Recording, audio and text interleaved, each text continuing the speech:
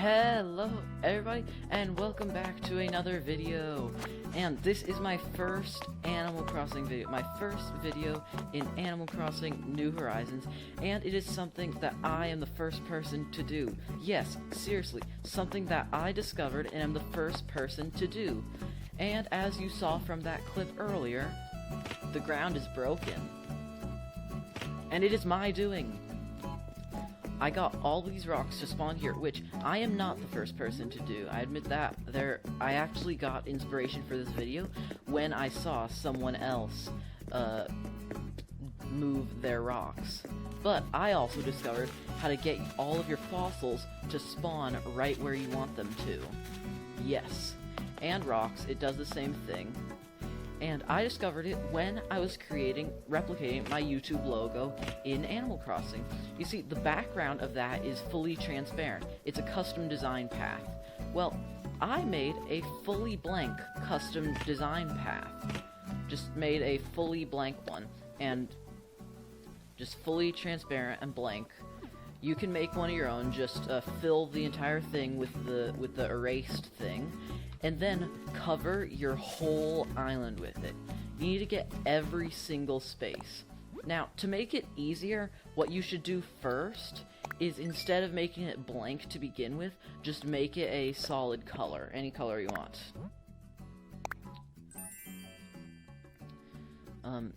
Yes, a solid color, and make sure you fill up every full unoccupied space with this path.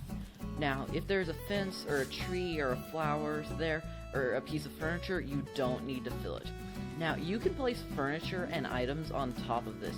You can place furniture on top of these paths, but if furniture is already there, you don't need to do it. So, yeah.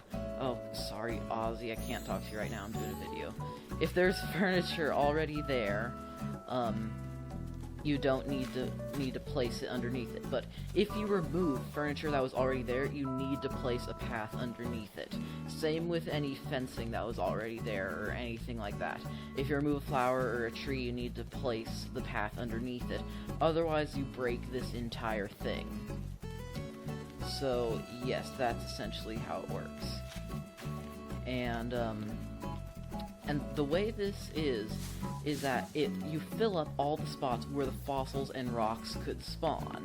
So then when you break the rocks and the new fossils spawn, they spawn in the places that you left for them. Leave 6 spaces for your rocks to spawn, and for the fossils, what I did was I left a strip of land right near the trees, and the trees will stop the rocks from spawning too close. So the fossils will be able to spawn here, same for weeds, and the rocks won't. Now, here's the one drawback. I couldn't figure out how to get the money tree to function. Now, that is 100% a glitch. There's likely a way to fix it that I don't know about, or it will be fixed in a future update, but the money tree won't spawn. I've tried everything to get the money tree to spawn. I couldn't figure it out. So, if you guys figure out how to get the money tree to spawn, please let me know. I will make a follow-up video, and you will be given credit in that video, and I would be very grateful. Please do it. If you know how to fix this, how to get the money tree to spawn, or what the guidelines for the money tree itself are exactly, just please let me know. So yes, you need to get every single spot, and it's extremely easy to miss a spot, so this is kind of a trial and error thing. It took me forever to get every single spot. And you know when all 4 fossils don't spawn here. 4 fossils spawn every single day. So if all 4 fossils don't spawn where you want them to, there's either a spot that you missed, or your strip of land isn't long enough. I just made a strip of land that was about this long, and it seems to be working thus far. So just make sure it's close to trees, and fossils will spawn here every day. Your rocks will spawn here every day. And I fenced in my area so that it's easier to hit the rocks. And also, the thing about rocks, after you hit them, the thing about this is the rocks will always spawn back there. So after you hit them, so take a fruit that you don't have a DIY recipe for. Now, just remember, you should always craft everything. Craft every raw material you get before you sell it. So, just take a piece of fruit that you don't have a DIY recipe for. Like, I don't have a DIY recipe for coconuts. I'm not sure there is a DIY recipe for coconuts, so I'll just hit all my rocks, then I'll eat a coconut, smash one of the rocks. That's very important. Just one. Not all of them. If you smash all of them, you're getting less resources than you would have otherwise. Now, if you have DIY recipes for every single fruit, then don't smash the rock. It's not important, but that's just a way to maximize. I'm just trying to maximize everything, get the most out of anything that you possibly can. But yes, and also it's much slower to, if you don't have the construction permits yet for the custom design path, you can just display on the ground like that. It'll display in the space where you're standing, but that's much slower, so I would recommend getting the Island Designer app and all that before you do this. But, yes. And also, you might be thinking, how do you breed flowers in all of this?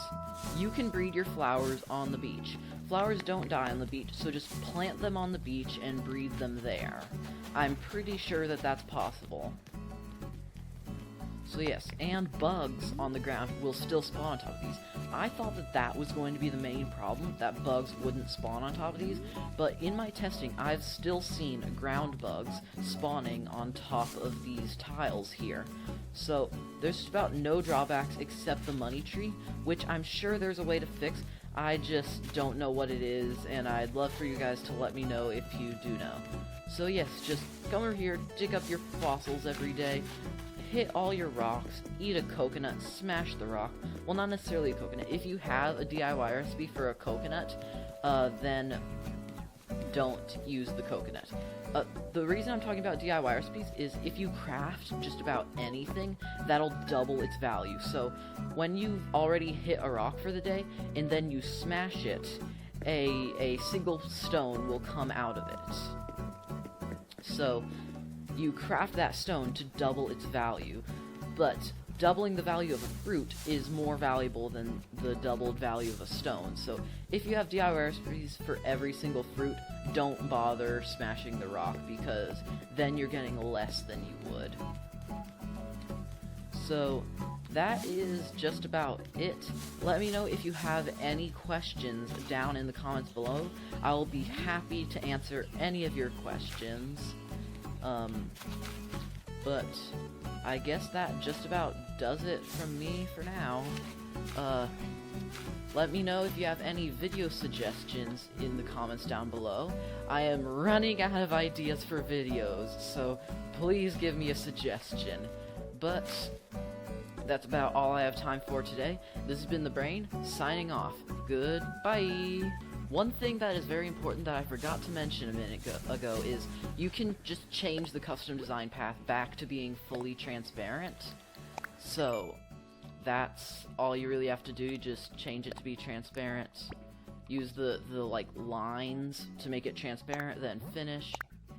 And then all the paths on the ground will now be transparent. And if you want to plant a tree or plant a flower anywhere, you just need to press Y on the ground and you'll erase the space in front of you, just like that. So, yep, that's about it. And again, this has been The Brain, signing off. Goodbye!